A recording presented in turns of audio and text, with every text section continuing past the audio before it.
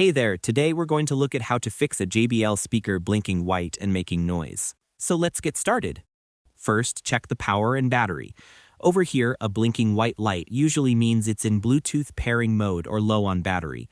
Plug the speaker into a charger and let it charge for at least 30 to 60 minutes.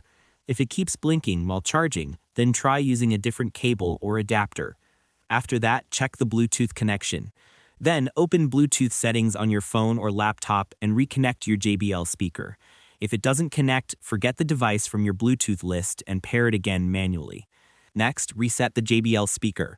Over here, turn the speaker on, then press and hold the volume plus and play pause buttons together for about 10 to 15 seconds. The speaker will power off and restart, which means it's been reset. Reconnect your device after that. Then, fix distorted or static noise. Move the speaker away from Wi-Fi routers, phones, or other Bluetooth devices that might cause interference.